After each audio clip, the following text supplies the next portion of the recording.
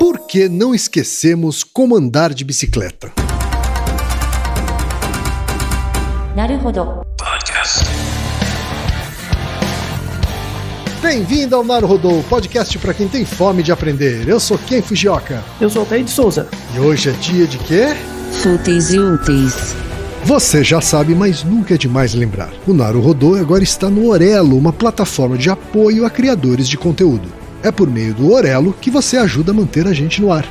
No Orelo, você escolhe um valor de contribuição mensal e tem acesso a conteúdos exclusivos, conteúdos antecipados e vantagens especiais, tais como sorteios de vários presentes e outros mimos. Além disso, você pode ter acesso ao nosso grupo fechado no Telegram e conversar comigo, com o Altair, com outros apoiadores e apoiadoras. E não é só isso. Toda vez que você ouvir ou fizer download de um episódio pelo Orelo, vai também estar pingando uns trocadinhos para o nosso projeto. Então venha ajudar a ciência e o pensamento científico você também. Venha pro Orelo e apoie o Naruhodo. E chegamos ao momento Alura, querido ouvinte, querido ouvinte. Eu sei que nessa época de isolamento social a gente é bombardeado o tempo todo com lives, webinars, cursos, e embora o senso comum tente nos convencer de que estamos em home office, a verdade é que estamos sendo forçados a ficar em casa e tentando trabalhar em meio a uma pandemia. Então meu recado é, antes de mais nada, vá com calma e cuide de sua saúde mental. Dito isso, pode ser sim um bom momento para dar uma acelerada em sua carreira profissional. E é para quem estiver a fim de fazer isso que eu quero falar aqui da Alura, a maior plataforma de cursos online do Brasil. Tem mobile, programação, front-end, infraestrutura de tecnologia, design, user experience, marketing digital, data science, inovação, gestão, tem para todos os gostos. E a Alura não é só uma plataforma, ela é uma instituição de ensino, ou seja, ela garante a qualidade dos cursos que são produzidos por ela mesma. E funciona de um jeito muito simples. Você tem acesso a mais de 1000 cursos com uma única assinatura. Agora a vantagem, ouvinte Naruhodo tem desconto de R$100. Mas para ter esse desconto, precisa acessar a seguinte URL, anota aí, alura.com.br/promoção/Naruhodo. Repetindo, alura.com.br/promoção/Naruhodo. Quem acompanha o crescimento da podosfera nos últimos anos sabe que há podcasts de todos os tipos para todos os gostos, e são muitos. Mas existem podcasts que vão além. Eles tratam de temas urgentes, temas importantes ou temas que são as duas coisas juntas. É para divulgar esses podcasts que o Naruhodo está abrindo espaço para os podcasts necessários. E o destaque da vez é o podcast Negro da Semana, tocado pelo Ale Garcia. Então ouça o recado que o Ale deixou para você, ouvinte do Naruhodo, e conheça o podcast Negro da Semana.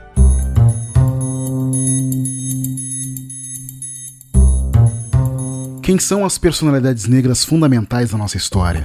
Foi para responder essa pergunta que eu, Ale Garcia, criei o Negro da Semana, um podcast feito para empoderar e inspirar, trazendo as trajetórias de pessoas negras do mundo inteiro em um formato de documentário em áudio. I have a dream. Eles não gostam de negro. O grilo todo é a grana. Whatever necessary. But still like dust. And it's a corruption. Negro da Semana. De Mano Brown a Toni Morrison, de Elza Soares a John Coltrane, já são dezenas de episódios formando esse catálogo em áudio da nossa excelência negra. Vem ouvir Negro da Semana, eu tenho certeza de que você vai gostar. Em todas as plataformas de podcast.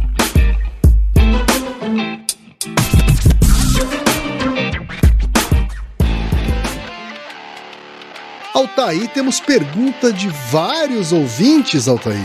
É uma pergunta do tipo que eu gosto, porque é uma pergunta bem prosaica. Tenho certeza que todo mundo já pensou nisso. E muitos dos ouvintes também, né? Por isso que recebemos muitas perguntas. É verdade. É daquele tipo de pergunta do cotidiano, né, Altair? Exato. O primeiro e-mail, Altair, veio do José Lindenberg, que é de Lagoa Seca, Paraíba, Altair.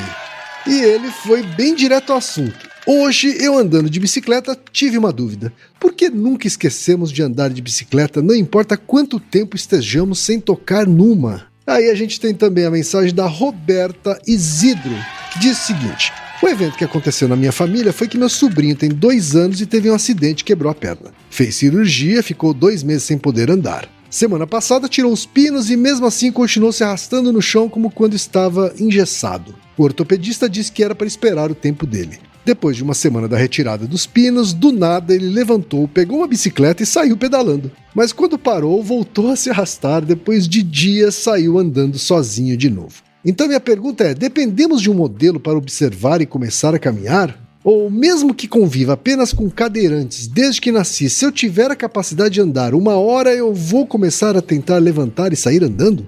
As pessoas costumam dizer que depois que você aprende a andar de bicicleta, você nunca mais esquece. Isso acontece porque, na verdade, a gente já nasce sabendo e, na verdade, só precisamos ativar essa habilidade? Eu cheguei a ficar 20 anos sem andar de bicicleta e realmente, depois de bem poucas tentativas com insegurança, 1 hora saí andando de novo. Então, aprender a andar com os pés e andar de bicicleta é o mesmo processo?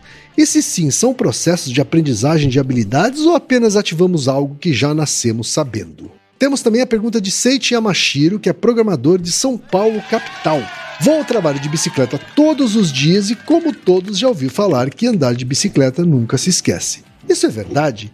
Que habilidades e conhecimentos a gente simplesmente não conseguiria esquecer? Há até no livro O Poder do Hábito a história de alguém com o problema de não conseguir reter memória recente, mas de tanto fazer um mesmo caminho, ele simplesmente consegue repetir esse caminho. Qual o mecanismo por trás disso? Poderíamos então fazer uso deste mecanismo para nunca nos esquecermos de nada? Habilitamos memória eidética? Também a mensagem do Vinícius Vale dos Reis, que é projetista de imóveis de Sorocaba, São Paulo. Eu gostaria de saber o porquê não nos esquecemos como andar de bicicleta. Na minha adolescência eu andava bastante, mas desde que eu tirei CNH não andei mais com a mesma frequência. Mesmo assim, não perdi minha habilidade. O mesmo não aconteceu com as minhas habilidades em matemática. Que é a pergunta também muito parecida com a da Gabriela Fernandes, que é de Presidente Prudente. Mas o Eduardo Marques Lima faz uma pergunta que é uma pequena variação em cima disso, Altair. Por que é que quando andamos com bicicleta é mais fácil de se equilibrar do que quando ela está parada? Se colocarmos essa bicicleta em uma esteira e andarmos com a bicicleta em repouso em relação ao chão, o efeito do equilíbrio também ocorre? Também nessa linha, a última mensagem que é do Alisson Gores, que é de Toledo, Paraná. Fui andar de bicicleta e me surgiu uma dúvida. Por que a gente consegue se equilibrar em cima da bicicleta com ela em movimento, mas não com ela parada? Altair, o que é que a ciência tem a dizer sobre tudo isso, Altair? São ótimas perguntas, não são? Sim. São muito interessantes. Ok, você sabe andar de bicicleta? Sim. Você lembra quando você aprendeu? Ou como? Eu aprendi pequeno, devia ter uns 5, 6 anos. Eu comecei com rodinhas, mas em pouco tempo eu já andava sem as rodinhas também. E aí, desde então, acho que eu nunca mais esqueci como é que se anda. De tempos em tempos eu paro de andar, voltei a andar recentemente, mas eu já fui um usuário de bicicleta heavy user, assim, sabe? Um heavy metal, assim, que é sair nas ruas e usar ele realmente como meio de transporte, não só como uma fonte de lazer, né? E aí tem uma coisa importante, o fato de você saber dirigir um carro faz bastante diferença para quem anda de bicicleta em São Paulo, né? Porque você consegue prever melhor um comportamento de um carro. Você ter a CNH e ser motorista da bicicleta também. Exato, porque você está em cima de uma bicicleta, mas sabe mais ou menos como é que um motorista de carro pensa, né? Uhum. Então faz com que você tenha alguma previsibilidade de comportamento do outro e até você, de alguma forma, configurar o seu comportamento também para que ele seja bastante visível para os outros carros. Porque quando a gente está de bicicleta, a gente está bem mais vulnerável do que alguém que está dentro de um carro, né? Com certeza. Mas você ia para o trabalho, assim, fazia todas as suas atividades de bicicleta durante um período da sua vida? Sim. É uma época que eu fazia praticamente tudo de bicicleta, assim. Que eu morava num lugar mais plano, né? Onde as coisas eram relativamente perto, então isso foi possível. Aí valia a pena. E como é que você aprendeu a andar de bicicleta? Como eu te falei, foi com rodinha. Primeiro com rodinha. Não, mas como? Porque você está descrevendo o que aconteceu, mas como? Ganhei uma bicicleta, meu pai me colocou em cima e comecei a andar com rodinha. Não, então, mas como? Isso que é o difícil. Tudo bem, por tentativa, né? Você vai tentando, aí chega uma hora que simplesmente acontece. Sim, né? sim. Com rodinha é relativamente rápido, inclusive. Porque já tem os apoios e tal, né? Você treina muito mais o movimento de usar a bicicleta em si do que o equilíbrio, né? Exato. Porque, vamos combinar, né? Uma coisa que tá baseada só em 2 pontos de apoio, ela foi feita pra cair, não pra ficar parada. Isso, muito bem, exatamente por isso. Então, uma coisa que é baseada em apenas 2 pontos de apoio e está parada, ela vai cair. Vai cair, necessariamente. Sim, exatamente. Só que aí entra uma variável a mais, que é a velocidade, que é o movimento, né? Então, quando você adiciona um movimento, cria-se um terceiro, entre aspas, ponto de apoio, né? Um ponto de equilíbrio, que é esse movimento. Aqui é o Reginaldo, editor do podcast. E a pedido dos ilustríssimos apresentadores, eu também vou deixar aqui um pitaco sobre como eu aprendi a andar de bicicleta. Na década de 70, quando eu era uma pequena criança, eu aprendi a andar de bicicleta com a turma da rua. Eu lembro até hoje o modelo da bicicleta, era uma berlineta. Tinha uma bicicleta para toda a molecada da rua, deveria ter mais ou menos uns 20 moleques. Então, como funcionava esse processo de aprendizagem? Os meninos mais velhos, mais ou menos com 7, 8 anos, seguravam a bicicleta para que eu não perdesse equilíbrio e caísse. E a dica era a seguinte: olha para frente e não para de pedalar, senão você vai cair. Ficou nesse processo mais ou menos uma semana, o pessoal empurrava para descer e para subir a rua, e num determinado momento eles começam a empurrar e largam a bicicleta. E eu não percebi, eu continuei pedalando, só quando eu cheguei no fim da rua, parei a bicicleta e quando olhei, eu tinha pedalado sozinho. E aí foi incrível, que no mesmo momento eu só virei a bicicleta e voltei todo o trajeto pedalando sozinho. E a partir desse momento nunca mais esqueci esse processo de como pedalar. Valeu, pessoal, um grande abraço. Então, assim, a resposta dos nossos ouvintes, na verdade, são 3 níveis de resposta. Tem o nível físico, mas tem 2 níveis que são mais comportamentais, que são muito interessantes, que é assim, tipo, tudo bem, todo mundo, eu aprendi a andar de bicicleta, nunca mais esqueci, mas como eu aprendi? Né? Como que você descreve pra você mesmo como você aprendeu a andar de bicicleta? Isso as pessoas não sabem, elas simplesmente aprendem. Chega uma hora que, plim, acontece e dá certo. Parece um alinhamento dos astros, assim, os laços se alinham e aí você sai andando, né? Você deve lembrar de peças publicitárias que era isso, né? Tipo, o pai ou a mãe ensinando a criancinha a andar de bicicleta, e aí de repente tira a rodinha, a criança se equilibra e sai, aí o pai chora, porque parece que aconteceu, finalmente ganhou a independência, sabe essa imagem? Como que isso acontece? A gente vai falar um pouco sobre isso. Vamos começar pela resposta dos nossos últimos 2 e-mails, que é do Eduardo e do Alisson. Que assim, por que a gente consegue se equilibrar em cima da bicicleta com ela em movimento, mas não com ela parada? Então, a bicicleta, falando um pouquinho do histórico das bicicletas, né? As primeiras bicicletas surgiram na época dos anos 1820. Então tem uns 200 anos já a bicicleta. Em 1820 era aquela bicicleta bem... que tinha uma roda grande e uma roda pequena. Lembra dessas bicicletas aqui? Que aí o pedal estava na roda grande e tal. Era toda complicada de subir, né? Porque o banco ficava na roda grande. Era bem mais instável, essa bicicleta. Era bem mais complicado de andar e tal. Mas rapidamente, em 1885, surgiu uma bicicleta mais segura, né? Que as 2 rodas têm o mesmo tamanho. Aí surgiu o mecanismo da corrente, né, para ligar tal a bicicleta.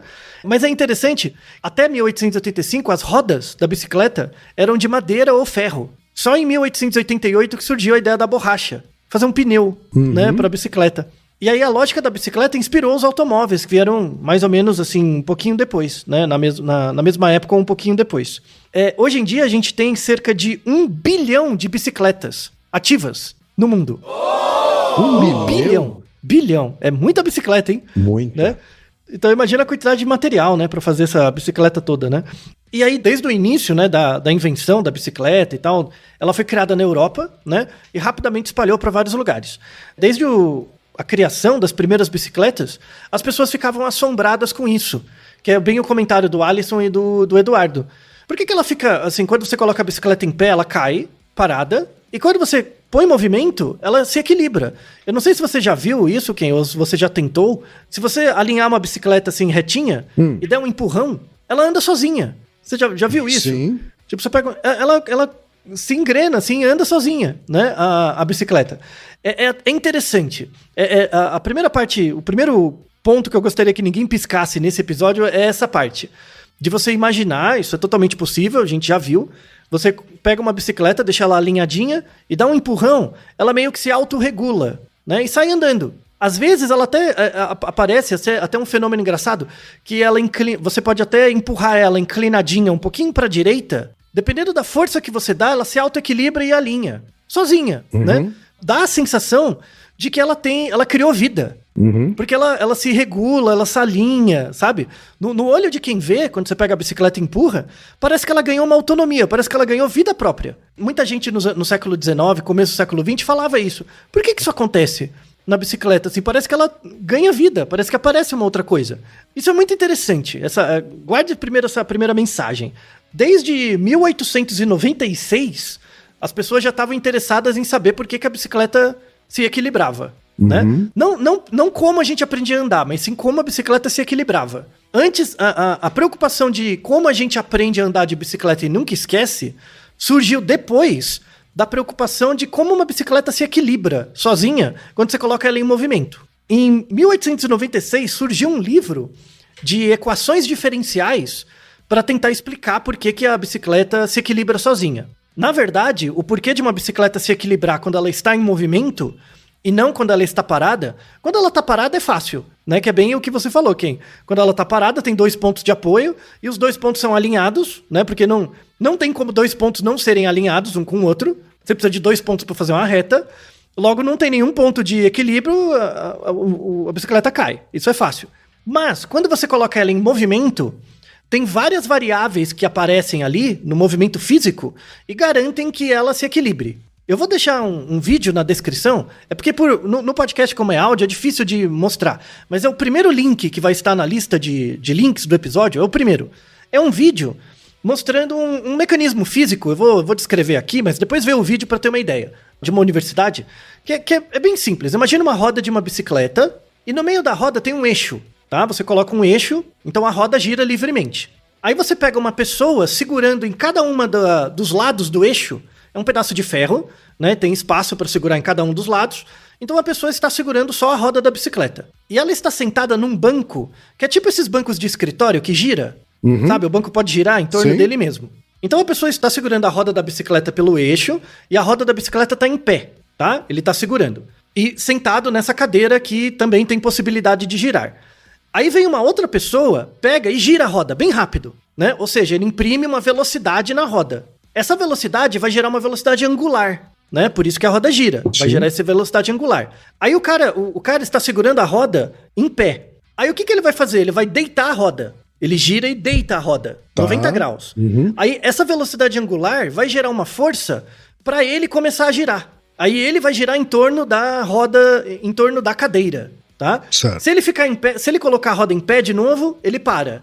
Se ele deitar a roda, ele vai girar. E ele gira para o lado aonde ele inclinou a roda. Se ele inclinou a roda para a esquerda, ele gira para a esquerda. Se ele inclinou a roda para a direita, ele gira para a direita. Então, esse mecanismo, se você imaginar, ó, é uma pessoa segurando uma roda de bicicleta girando num eixo. É basicamente o guidão da bicicleta. Se você tirar esse eixo e colocar ele para cima, né, com 2 hastes, é o guidão da bicicleta. Quando você gira, vai para um lado, vai para o outro. Então, um mecanismo importante é esse mecanismo que é chamado mecanismo giroscópico. Né? A roda da bicicleta girando é um giroscópio. E esse giroscópio gera uma força angular que quando você gira, muda o eixo de circulação da roda, gera uma força de rotação também, tá? Certo. Quando ela está no mesmo plano que a pessoa, não gera. Mas quando ela está num plano ortogonal, ou perpendicular à pessoa, gera uma força de rotação. Isso é basicamente uma simulação do guidão da bicicleta. Tudo bem que aí fez sentido, apesar do áudio? Sim. Tá? Então, uma coisa importante é o guidão da bicicleta, tá? O guidão da bicicleta ajuda a equilibrar as forças ali para a bicicleta ficar em pé. Tem um truque que você pode fazer para mostrar isso, que é assim, pega a bicicleta em pé e empurra ela. Aí, com um pouco de treino, você vai conseguir fazer um jeito que a bicicleta se equilibra. Agora, o truque é o seguinte, faz a bicicleta se equilibrar de ré. Então, ao invés de segurar pela parte de trás da bicicleta, deixando o guidão solto, segura pelo guidão e empurra ao contrário, de ré. É muito mais difícil. Provavelmente você não vai conseguir.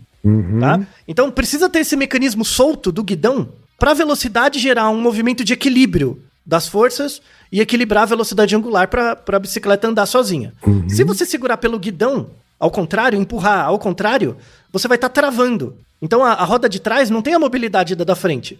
E aí dificilmente você vai conseguir equilibrar ela. Vai dar muito mais trabalho. Certo. tá? Tudo bem? Então, isso uma causa, mas não é a única, tá? Não é a única causa. Então, tem o mecanismo giroscópico, tem o mecanismo do guidão mesmo, né? Eu vou deixar na descrição também, para quem for físico, né? Porque eu vou estar sumarizando bastante questão aqui. É um exercício legal de você entender as forças que equilibram uma bicicleta. É um exercício muito legal de equações diferenciais ordinárias. Aí é o cálculo do povo de exatas, tá? Eu vou deixar uma aula com todas as equações, o modelo de Euler, vários modelos de equilíbrio para você tentar descrever uma equação que tem vários parâmetros para descrever o movimento de uma bicicleta. Então, assim, por que uma bicicleta em movimento, ela se equilibra em geral e uma parada não? Porque na parada você só tem 2 pontos de apoio. Quando você coloca ela em movimento, meio que aparece uma terceira componente. Esse terceiro componente é resultante da velocidade que você imprime a ela. Tanto é que você empurra com bastante força, aí a bicicleta se equilibra. Vai chegar uma hora, por ação do atrito, velocidade, resistência do ar, a velocidade da bicicleta vai diminuindo e a partir de uma certa velocidade limite, ela cai, né? Certo. Ela para. Ou seja, a velocidade seria o terceiro ponto que gera o tripé. E aí com o tripé, com 3 pontos, você tem equilíbrio. Certo. Né? Só que 2 pontos são visíveis e 1 ponto é emergente a partir da velocidade. Essa é a parte mágica. Por quê? Porque tem 2 pontos de apoio que você vê, que são as rodas, mas tem um terceiro ponto de apoio que emerge a partir da interação desses 2 com a velocidade. E aí surge o tripé. Só que esse terceiro ponto de apoio ele vai gastando, né? Porque a velocidade vai sendo corroída pelo atrito. Vai diminuindo aí, a velocidade e aí quando a velocidade vai tendendo a 0, esse terceiro ponto de apoio some. Some, e ele cai. Então você tem, entre grandes aspas, você tem pontos reais e você tem pontos virtuais de apoio. Pontos emergentes, na verdade é um nome melhor. Pontos emergentes que emergem a partir da interação de mais de um componente físico. Que no caso seria a bicicleta mais a velocidade. Isso é muito interessante, tá? Essa metáfora, essa descrição ajuda a explicar vários fenômenos psicológicos, tá? Vários. Por exemplo, você tem um cérebro, você tem um coração, você tem um rim, né? Tem um pulmão. Mas tudo isso junto gera um movimento. Cria novos componentes emergentes a partir de coisas observáveis, né? E não quer dizer coisas espirituais, nem nada disso. É uma combinação. Então, a partir do movimento das rodas da bicicleta com o empurrão que você deu, cria-se uma nova força que emerge a partir desses componentes e gera um equilíbrio. Para quem tá de fora, quem tá vendo a bicicleta, parece que tem um fantasma em cima dela. Porque quando você põe a força, nossa, parece que ela se equilibra sozinha. Olha, ela virou pra direita e ao mesmo tempo ela se equilibrou. Acontece isso mesmo. Parece que tem uma entidade que move a bicicleta. Mas isso tá na nossa cabeça, né? Por não compreensão dos fenômenos físicos, você tem uma série de fenômenos físicos observados, como as rodas da bicicleta, mas você tem uma série de fenômenos físicos que são emergentes a partir da combinação de fenômenos físicos. Como, por exemplo, a velocidade. A velocidade é uma combinação da distância e do tempo. Distância você vê, o tempo você mensura, você vê também. A combinação dele gera a velocidade. Aceleração, uma combinação da velocidade com o tempo. Então, você observa um objeto acelerando pela interação de 2 entidades, que seria o tempo e a velocidade. E a velocidade também emerge a partir de outros atributos diretamente observáveis. Tá? Então, assim, essa primeira mensagem que responde a perguntas do Eduardo e do Alisson é muito importante. Guarde isso, tá? Então, quando você pensa em fenômeno físico, tem coisas observadas e tem coisas que emergem a partir de coisas observadas. E essas coisas não são espirituais. É só colocar coisas em movimento, né? Isso já tem na física desde o século XVIII, XVII. Mas isso influenciou esse jeito físico de pensar, que coisas emergem a partir de outras, influenciou uma das primeiras áreas da psicologia, que é a psicologia da Gestalt, né? Que é a psicologia da percepção. Então, quando você olha um estímulo, por exemplo, quando você olha 4 pontos, só 4 pontos, e na sua cabeça se cria um quadrado, né? Meio que a sua cabeça fecha, né? Ela já viu esse né? tipo de... A nossa mente completa aquilo. Isso. É exatamente a mesma coisa da bicicleta. Por quê? Por que a sua mente completa? É porque, assim, o que é físico na bicicleta? É as rodas. Depois você imprime um movimento e esse movimento gera um fenômeno de equilíbrio, né? Então, quando você vê 4 pontos no papel, os pontos são o que existem, é o que é observado. Mas a sua cabeça está em movimento. Então, dentro você tem o seu cérebro. Então, imagina, tem o seu cérebro biológico e tem os 4 pontos. É como se fossem os 2 pontos de apoio, né? Quando você coloca os dois em movimento, cria-se uma relação. E essa relação emergem coisas que não estão só no seu cérebro ou só no papel, né? Mas também não é espiritual, é o resultado do movimento. E aí aparece o quadrado. Então, essa lógica da física inspirou uma teoria muito interessante da psicologia, sólida, bacana. Temos um episódio, assim, antigo. É uma homenagem singela, claro, mas é em homenagem à psicologia da Gestalt. É um episódio bem antigo. É o episódio 33, que é sobre uma ilusão perceptual, que é porque algumas pessoas veem tinta e outras veem óleo numa foto de pernas. Você lembra desse episódio? Bem antigo. Lembro. Virou meme, né, essa foto? Virou meme uns anos atrás, né? É a mesma ideia. Então, é uma foto com uma mulher com as pernas de fora, e a perna é pintada com uma tinta de uma certa forma que, dependendo de como você olha, parece que ela tá com tinta, parece que ela tá com óleo. Parece que a perna tá oleosa, né? E por que isso acontece? Por que existe esse movimento? Porque esse movimento é gerado a partir da foto e do seu cérebro em movimento.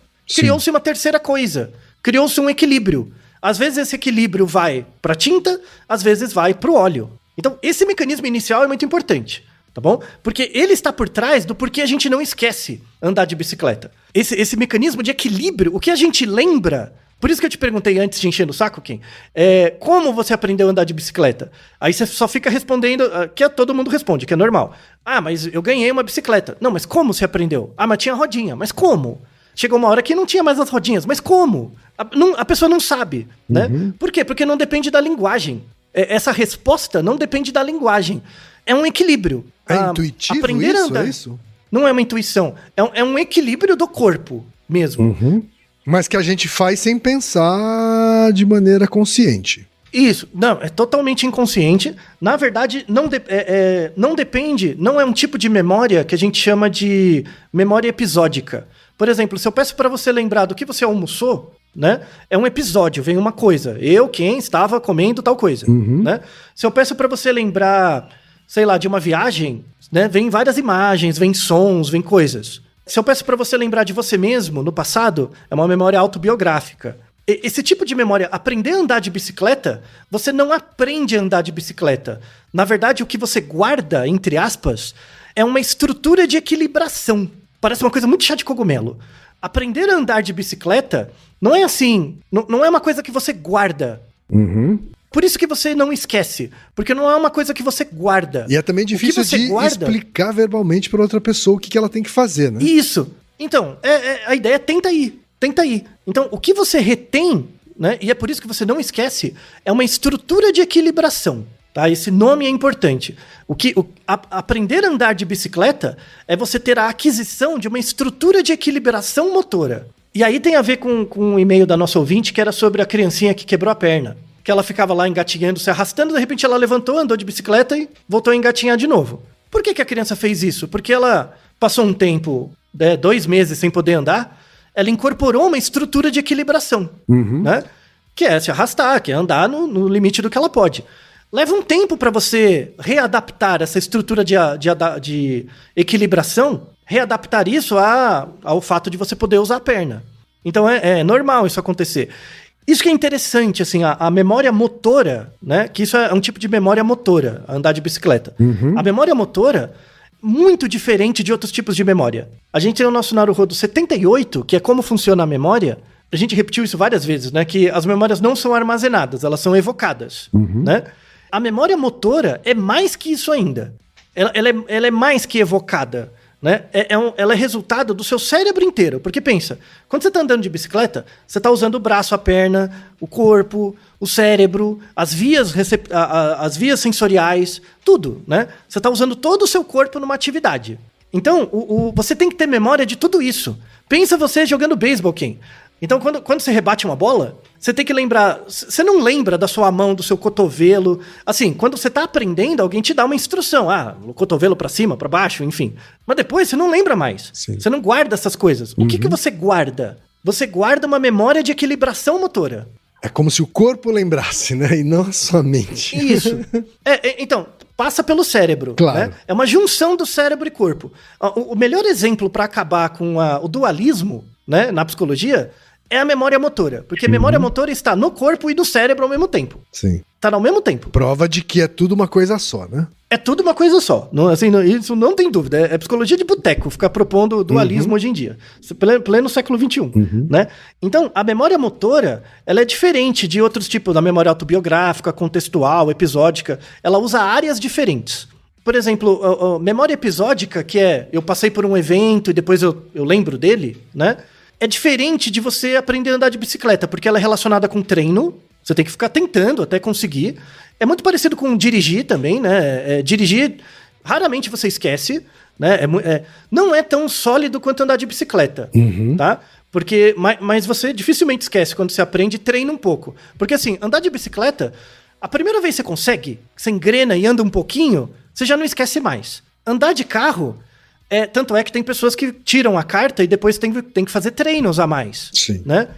Então, andar de carro, você tem que tirar a carta de motorista e andar um tempo, aí depois de um tempo você não esquece mais.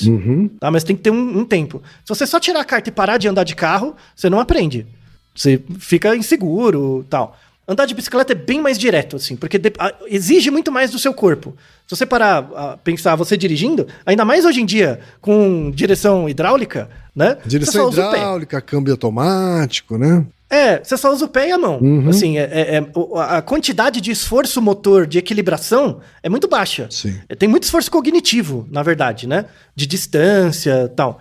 Então, depende de um treino maior. Mas andar de bicicleta, que é só equilíbrio mesmo, é puramente motor, a primeira vez que seu corpo engrena, vai. Assim, e dificilmente você perde. Por isso que é muito legal. E tem muitas coisas que a gente não sabe ainda na literatura sobre isso. É muito, muito, muito interessante, assim. E aí, o tipo de memória motora, né, que é relacionada com andar de bicicleta, é chamado de memória implícita. Por que é memória implícita? Porque não é relacionado com linguagem, né? E simplesmente você não sabe que sabe pra saber. Você só sabe, né? Então, andar de bicicleta é uma coisa que eu não preciso saber pra saber. Eu sei. E ponto. Tá aí a bicicleta. Vai. Quer ver um outro tipo de memória implícita? Que é bem, bem familiar pra você? Programar. Programação.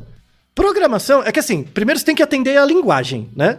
Uma vez que você incorpora a linguagem em si, você não... tipo, eu pergunto pra você, você sabe programar? A sua resposta não me importa. Se eu te der um problema de programação e você souber resolver, mesmo sem... você chega pra mim e fala, eu não sei programar não. Eu falo, então resolve esse problema pra mim. E você resolve? Então você sabe, né? Então, programar, você não precisa saber que sabe pra saber. Quer dizer, quanto mais está envolvido a memória do corpo, né, uma atividade física de fato, mais então é possível resgatar, reevocar esse aprendizado, é isso? Isso, mais disponível ela tá. Por quê? Porque você tá usando o seu corpo o tempo todo. Então, essa memória de equilibração motora, que eu tô usando esse nome, né, ela tá no seu corpo o tempo todo. Não é que você esquece de andar de bicicleta, é que você aprendeu e faz parte do seu corpo. Está no seu corpo, é uma coisa do seu corpo inteiro, incluindo o cérebro, tá? É uma coisa que, na verdade, você nunca esquece, porque é você, está em você, no seu corpo inteiro. Faz parte do seu engrama. Tem ouvintes que perguntaram se é uma coisa que a gente aprende ou se é uma coisa que sempre esteve lá e que a gente só ativou essa habilidade. Não é inato. Já pensou? A bicicleta foi criada há 200 anos. É pouco razoável pensar que é inato, né? Já tem um device. 200 anos já teve uma manipulação genética na população toda para não andar de bicicleta. Não é assim. Mas algumas habilidades que fazem parte da habilidade de andar de bicicleta, como por exemplo, se equilibrar. Muito bem. É uma bem. coisa Andar. mais inata? O desenvolvimento psicomotor, sim. Então, você pega na criança pequena, né? Então, ficar sentado, equilibrar a cabeça. Esse desenvolvimento motor, tem um autor da psicologia que estudou extensivamente isso. Todos os movimentos de criancinhas, assim, até a marcha, né? Que é o Gesell. G-E-S-E-L-L. Né? O Gesell. Ele escreveu livros chatíssimos, descrevendo cada dia da criança, do 0 até os 6 anos, eu acho. Os livros a criança de 0 a 6 meses, de 6 meses a 1 ano, de 1 a 2. É interessante, ele teve um puta trabalho. Então, assim, o desenvolvimento psicomotor é inato. Tá. Né? As fases do desenvolvimento psicomotor é inato. Mas o que você vai fazer com isso, não. Então, por exemplo, você pode nunca ver uma bicicleta na vida, você nunca vai saber andar de bicicleta, apesar de ter o potencial psicomotor para, né? Ou, por exemplo, um monociclo. Sabe monociclo? Aqueles com uma rodinha, uma roda só? Sim. Né? Você tem potencial para aprender a andar num monociclo. Mas se você nunca tiver exposto a ele, você não pega. Então, um velocípede, né? Velocípede é tudo que usa rodas com base em força humana, né? O monociclo, a bicicleta, o quadriciclo, são todos velocípedes, né? Classes de velocípedes. Para você ver essa coisa da memória implícita, né? Como ela é. Que é diferente da memória de associação implícita, que isso é tema de outro episódio, que é usado para estudar preconceito, não é isso, tá? Eu tô falando de coisas motores. Tem um experimento muito legal, feito nos anos 80, olha a genialidade dos caras. Eles pegaram 48 estudantes, exatamente esse exemplo que eu mostrei para você. Eu coloco 4 pontos, e aí na sua cabeça emerge um triângulo, tá? Eles fizeram um experimento com esses caras que era assim, mostrar várias figuras, só que, sabe quando você pega uma figura e coloca tipo um pedaço de papel em cima, que você só vê um pedacinho da figura? E por esse pedacinho você imagina o que ela é, sabe? Um exemplo melhor é assim, você tem uma caixa de ferramenta, você abre a caixa e você tá procurando uma chave de boca. Você não tá vendo a chave de boca, você tá vendo só a pontinha, embaixo de outras ferramentas. Você sabe que é a chave de boca para pegar. Então, com base numa parte, você imagina o todo. Então, eles mostravam imagens cortadas, faltando pedaços, e pediam para as pessoas dizerem o que é. Algumas dessas imagens eram conhecidas, né, era fácil, e outras imagens eram desconhecidas. Então a pessoa ia ter muita dificuldade de saber o que é.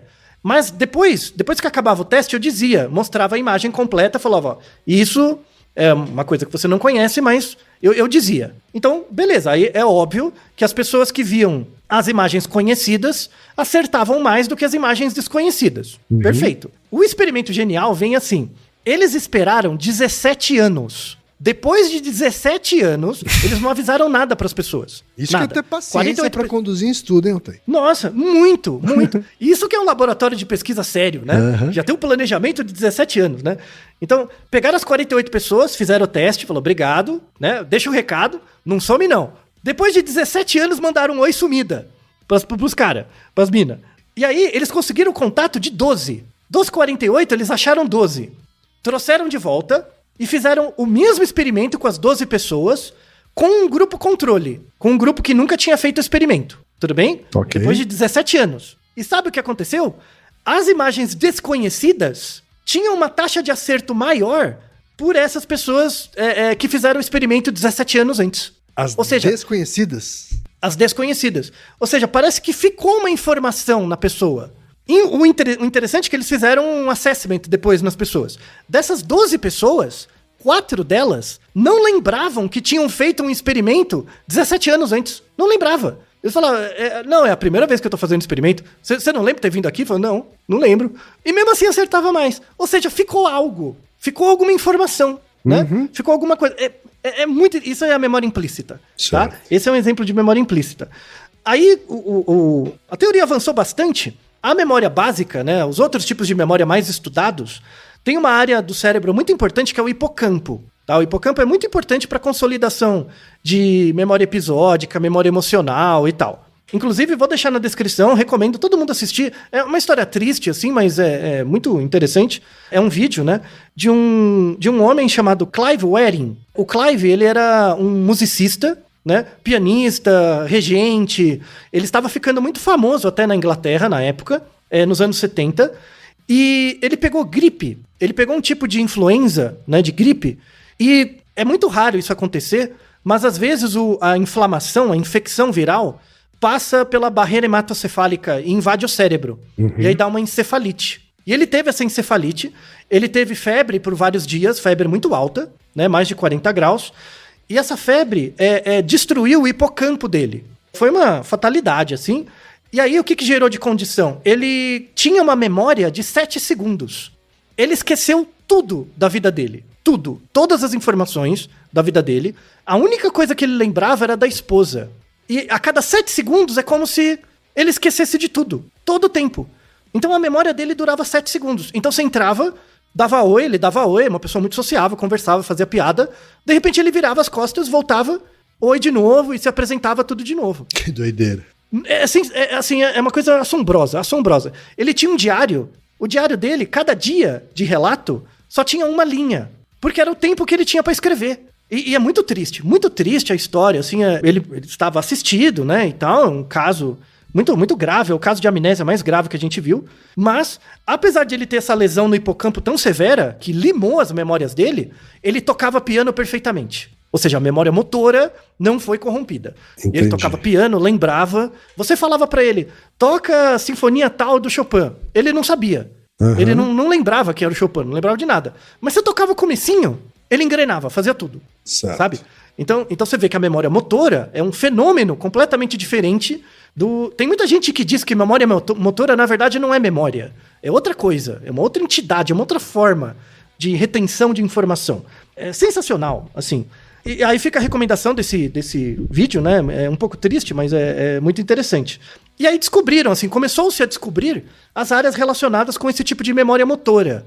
E parece que o principal responsável pela memória motora, que inclui a bicicleta, é o cerebelo. Cerebelo, fica atrás da sua cabeça, né? O cerebelo a gente discutiu extensivamente no nosso episódio Por que as pessoas tremem, que é o episódio 217, que a gente fala do tremor essencial, que é uma área que compromete as principais células do cerebelo, que é chamado células de Purkinje. E a célula de Purkinje, especialmente, ela está diretamente relacionada com o nosso... por que a gente não esquece andar de bicicleta? É por causa dessa célula, tá? A célula de Purkinje, ela tem uma característica que é, por exemplo, vou fazer um resumo. Num circuito elétrico, você tem uma entrada de energia, tipo um aparelho elétrico. Você tem a entrada de energia de um lado e a saída de energia por som, por qualquer coisa que o aparelho faça. A energia que vem da rua, que vem da tomada, ela pode ter oscilações de tensão. Tanto é que às vezes cai a luz, fica meia fase, enfim. Só que dentro do aparelho elétrico, você não pode ter uma oscilação muito grande de tensão. Senão compromete o aparelho, ele queima, ou enfim, né? Então você tem que ter um aparelhinho que é chamado regulador de tensão.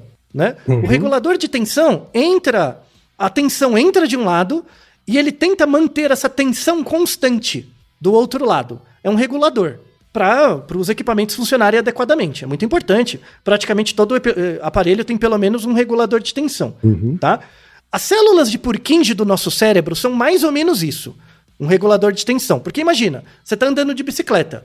Vem sinais do seu cérebro, dos braços, das pernas, do corpo... Né? Vem sinais motores e tem você também, o seu olho. Tem o seu olho, sim, o vento, sim. Que são outras vias. Então, os neurônios que saem, por exemplo, do seu corpo, das mãos, das pernas, têm uma certa velocidade de pulso por segundo. A velocidade de pulso é numa certa frequência.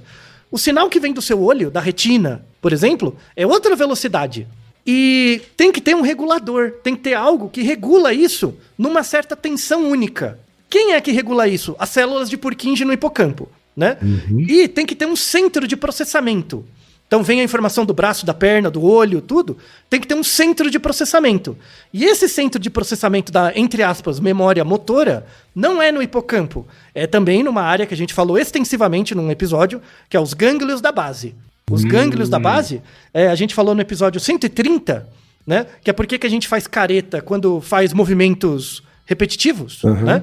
Os gânglios da base, eles são essa área central que conecta a informação motora com a informação visual, com vários níveis sensoriais de informação, né? Tem muita célula de Purkinje ali também, junto do cerebelo. Então o cerebelo traz a informação do equilíbrio. Tem os braços e pernas, que trazem outras vias. E tem o olho, né? Que traz outras vias também. Tudo isso é regulado dentro dos gânglios da base. E as células responsáveis por fazer essa manutenção de tensão são as células de Purkinje. E aí é por isso que, por exemplo, pessoas com Parkinson, né? O Parkinson é um comprometimento de uma parte dos gânglios da base. Pessoas com Parkinson avançada pode começar a ter problema em andar de bicicleta. E aí não é porque está esquecendo as coisas, não é por um esquecimento das coisas, é por causa do comprometimento de uma área específica dos gânglios da base. Quer dizer, a gente tá falando então, né, de um movimento que é prosaico, como a gente falou logo na abertura do programa, mas que por trás dele tem um sistema complexo aí, né, Tem? Sim. E aí eu volto na metáfora do começo do episódio. Por que a bicicleta parada, ela cai? Só tem 2 pontos de apoio. Quando você bota em movimento, aparece mais um, que emerge. Andar de bicicleta é a mesma coisa. O fato da gente não esquecer é a mesma coisa. Vem sinal do seu perna, do seu braço, do seu olho, do equilíbrio, da sustentação do corpo, tudo. E tudo isso se concatena no gânglio da base, E o regulador de tensão, que são as células de Purkinje, ele pega todos esses sinais e coloca os sinais num mesmo pulso, tá? Vamos imaginar, sei lá, eu vou inventar os números, tá? Do seu braço da sua perna vem um sinal com 5 Hz. Do seu olho vem um sinal com 10. Do seu cerebelo vem um sinal com 15. As células de Purkinje no gânglio da base, ele vai organizar isso e colocar todo mundo numa mesma frequência de 20 Hz. É isso que seu cérebro lembra. O que o seu cérebro retém é uma equação. É uma equação que, juntando várias ondas de lugares diferentes, vai ser igual a uma onda constante de 20 Hz. Essa equação é o que o seu cérebro guarda. É isso que é memorizado. Só que essa equação não é guardada num lugar. Ela é uma equação resultante da ação do seu corpo todo. Exatamente igual à bicicleta, que emerge. Então, por exemplo, por que você nunca esquece, mesmo 20 anos sem andar? Porque essa equação foi criada na sua cabeça a partir de um certo momento. E eu tô falando equação porque não tem palavra melhor. Não é que seu cérebro criou uma equação num quadro negro e guardou. Não é isso. Criou-se um padrão. A partir da sua experiência ambiental, criou-se um padrão de relação e esse padrão fica. Né? Que seria essa equação. Então, durante um momento na vida do pequeno Ken, teve uma junção entre a perna, o braço, o olho, a cabeça, o equilíbrio, e plim, criou uma coisa. Aí o seu cérebro registra essa coisa, guarda essa coisa, né? E aí essa coisa fica. E aí toda vez que você entra em contato numa situação em que tem as mesmas variáveis, que é a próxima vez que você vai andar de bicicleta, já emerge aquela equação latente de novo. E aí você anda, simplesmente anda. Aí vem a pergunta, como que numa fração de segundo a gente cria uma equilibração de todas essas estruturas sensoriais? A resposta é, não sabemos. A gente sabe que a gente faz, mas a gente não sabe como. Como, especificamente, onde fica armazenado, se fica armazenado, se é um resultado de uma ativação, a gente não sabe. Eu espero que vocês tenham acompanhado essa metáfora, porque ela é muito difícil, uma coisa muito prosaica. E, de novo, não é nada de espiritual, nada. É um processo emergente. Emergente da interação de você com o ambiente, cria-se um movimento. E esse movimento é mais do que só as partes separadas paradas. Isso é uma explicação gestáltica fantástica. Eu não sei de vocês, mas isso aqui eu me empolgo mesmo. É a parte da psicologia científica que eu acho mais legal. Que é essa coisa. Como fenômenos emergem a partir de outros. Isso ajuda a explicar fenômenos sociais, ajuda a explicar fenômenos psicológicos básicos. É fantástico. É sensacional. As pesquisas avançaram um pouco. E aí tem um artigo muito legal da Nature, também que eu vou deixar na descrição, que é muito bacana. Que eles fizeram assim, tudo bem, tem o gânglio da base, tem o cerebelo, mas será que tem outras áreas? Aí eles acharam um caminho de áreas. É um experimento da Nature muito simples, assim, é bem bolado. Que eles fizeram assim, eles pegaram um grupo de pessoas e ensinaram elas a usar malabares. Sabe, tipo pegar 3 bolinhas e ficar jogando as bolinhas, sem deixar cair? Tudo bem? Tá, peguei lá 3 bolinhas... E aí eles ensinaram, e as pessoas praticaram por 3 meses. 3 meses treinando jogar as 3 bolinhas, e aí o teste para ver se elas aprenderam, elas tinham que ficar jogando as 3 bolinhas, sem cair nenhuma, por 60 segundos. Você consegue fazer isso? Eu não consigo ficar jogando essas bolinhas. Precisa de bastante treino. Eu já consegui, Altair, mas é porque eu treinava pra caramba. Então, você vê que não é tão fácil quanto andar de bicicleta, né? Mas é uma coisa que exige muita coordenação, equilíbrio, observação e tal, né? Eles treinaram 3 meses, conseguiram. Aí eles avaliaram o cérebro dessas pessoas antes e depois. Antes do treino e depois do treino. Aí fizeram uma ressonância estrutural e eles viram que depois do treino teve um aumento da substância cinzenta num pedacinho do lobo temporal e numa área específica que chama sulco intraparietal. Esse sulco intraparietal é uma área do cérebro responsável pela memória visual. Porque quando você está fazendo malabares, você está olhando para as bolinhas, né? Sim. Essa informação do olho, da posição da mão em relação às bolinhas, é registrada por essa área. E como você ficou treinando 3 meses, teve um aumento de substância cinzenta. O que é a substância cinzenta? Aumentou a quantidade de núcleos de neurônios. Ou seja, aumentou a quantidade de conexões. O ambiente precisa... Você está aprendendo a usar malabares, isso gera uma pressão no seu cérebro por uma plasticidade para aumentar a quantidade de neurônios naquela área, a área aumenta. Na prática, é correto dizer que esse aumento de células cinzentas, ou coisa que o valha, é uma forma de ampliar o uso do cérebro? Isso, é a plasticidade cerebral, tá? Só que isso não fica pra sempre, né? Então, eles esperaram 3 meses, aí não precisa mais usar os malabares nem nada. 3 meses sem treinar, mediram de novo. E aí eles viram que essas áreas continuaram ainda um pouquinho maiores, mas menos. Tá. Mais menos. Porque parece que depois, em função da sua vida, você vai alocando essa plasticidade para outras atividades. Então parece que fica um pouquinho, sabe? Então, por exemplo, da sua vida de jogador de beisebol, fica um pouquinho. Sim. Ficou um pouquinho daquela memória, daquela informação para alguma coisa que você pode usar na sua vida. Você pode usar, pode não usar, pode ser útil ou não. E eu percebo isso, Altair. Eu percebo como, por exemplo, movimentos que eu aprendi, ou habilidades motoras que eu aprendi no beisebol, se aplicam de alguma forma ao tênis de mesa. Isso, ou qualquer outra coisa. Não Até é? o jeito que você dirige, o jeito que você abre uma porta, Sim. sabe? O jeito que você usa uma ferramenta, né? Se aplica, né? Mas você não sabe como. E Sim. você não sabe como você aprendeu. É o seu corpo. É a interação de tudo isso. Agradeça aos seus gânglios da base. Seus gânglios da base são os responsáveis. Obrigado, gânglios da base. Não foi nada. É verdade. E o cerebelo também é importante. Dá parabéns pra ele também. Parabéns para você! E as células de Purkinje, não esqueça. Sem elas não dá certo. Sem o regulador de tensão, seu cérebro queima. Tá? Precisa disso também. A grande questão que a gente deixa em aberto, né? Porque não existe resposta ainda, é assim, como isso acontece? Sabe? Tudo bem, são várias a memória motora é diferente de outros tipos de memória. Tem até gente que discute que não é memória, é uma aquisição de alguma coisa, né, diferente. E é muito interessante, parece que quando você pega um fenômeno motor, e que vem de várias fontes diferentes, como andar de bicicleta, cria-se uma nova coisa. E essa nova coisa faz parte de você, né? Sim. Faz parte de você enquanto você está em movimento. Tem até um artigo que assim, esse é o chá de... Se você achou esse episódio um chá de cogumelo, esse último artigo, olha, que ele coloca assim que andar de bicicleta, por exemplo, é um mecanismo relacionado com como a gente cria identidade. Por exemplo, como você sabe que você é você, Ken? Você não sabe muito bem, você simplesmente sabe. Você sabe que você é você, mas você não sabe como isso começou, como tá mudando, mas você não sabe. Não depende da linguagem, não depende da consciência, né? É uma coisa do corpo. Então, ele até relaciona com o processo de ficar mais velho. O processo de ficar mais velho, o seu corpo muda, e isso te muda, mas você não percebe que tá mudando. É como se seu corpo fosse uma grande bicicleta, que tem um processo de aprendizagem um pouco independente da sua consciência, mas também faz parte dela, né? E te informa.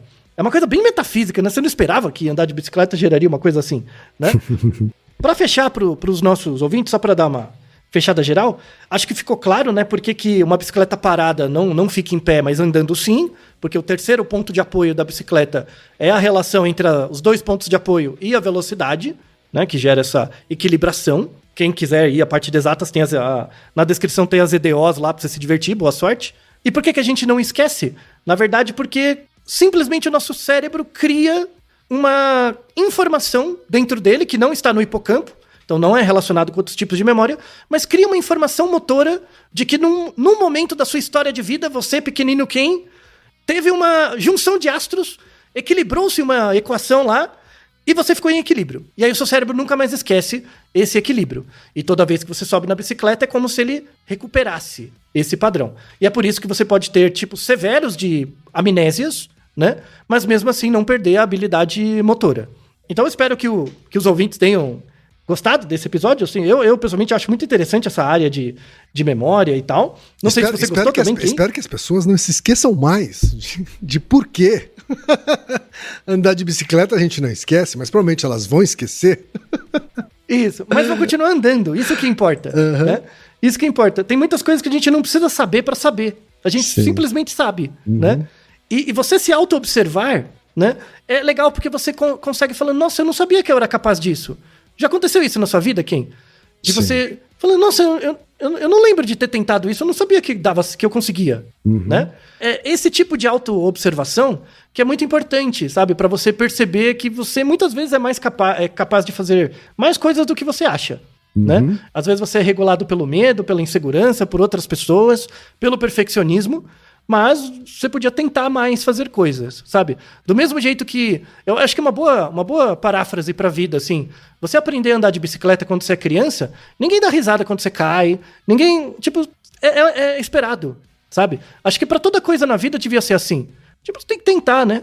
Tenta, cai, volta, vai. Um ambiente que encoraja as pessoas a tentarem o novo, né? E não se sintam pressionadas pelo acerto numa primeira vez, não é isso?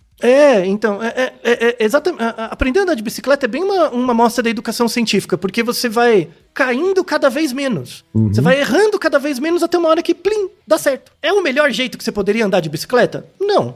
Mas é o jeito que você conseguiu, parabéns, beleza? Vai, né? Depois, se você treinar mais, você aperfeiçoa mais. Então, assim, aprender eminentemente a andar de bicicleta é uma coisa que a gente aprende pelo erro. A gente vai errando cada vez menos até andar. Isso deveria valer pra vida, né? Tanto é que é o melhor tipo de aprendizagem, né? Você aprender pelo erro, fica uma coisa em você que você nunca mais esquece.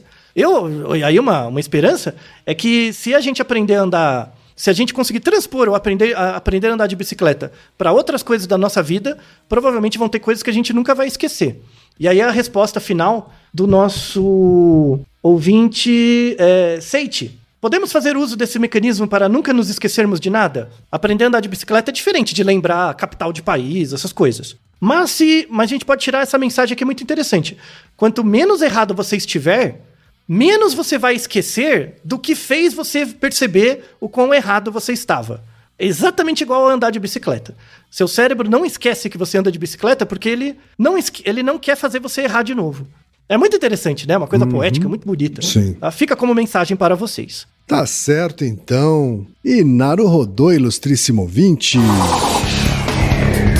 E você já sabe, aqui no Naruhodô, quem faz a pauta é você. Você tem alguma pergunta pra gente ou quer comentar algum episódio? Escreva pra nós. podcast@naruhodô.com.br. Repetindo? podcast@naruhodô.com.br. E lembre-se, mande nome completo, idade, profissão e a cidade de onde você está falando. É isso aí. Naruhodô. Esse podcast é apresentado por b9.com.br.